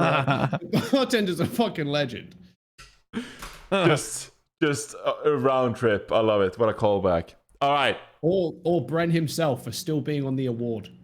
The name still. yeah, We talked. I mean, about that Bren. the other Actually, this night. would be the I'm first time that Bren's dude. name on the award would make sense because he actually popped Yeah. the fuck off in Korea multiple He times. did do that.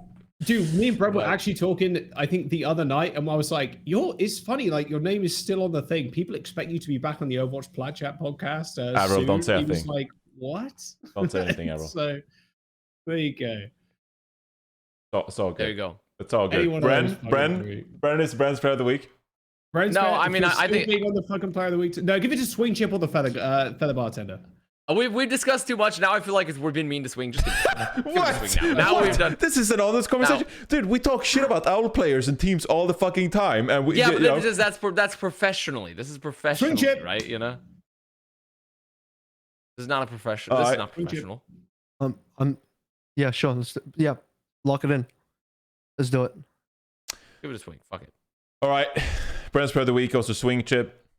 Second place, brutally, The bartender. the bartender. The bartender. The bartender Yeah. from, there we go. I like how you That's try not to second best dox the man. place, Jack, and you keep like doxing at the same time. I mean, I feel like it's a bit of an upset here. What an upset. The bartender going down second place there. A bit of a reverse sweep from Swing Chip coming in at the end there. He had to come second Reverse place to sweep. Sammy, Seth's wife as well. So you know, Yeah, happens, he still had to get second happens. place to that. Yeah, Seth No. couldn't marry him. Exactly. It wasn't Yeah, quite yeah, the same yeah. level. But if he could, you know. All right. That's been Plat Chat, episode 152. Thank you so much, gentlemen. It's been a pleasure. Now, we're going to go record a fantasy draft, but you viewers, you'll see it next week. So take care, everyone. Have a great week. Happy Thanksgiving to all the Americans out there. Eat lots of turkey. Enjoy your family and, you know, spending time with your friends or your relatives or whatever it is. And we'll see you on Tuesday for the fantasy draft. It's going to be banging. So tune in. All right.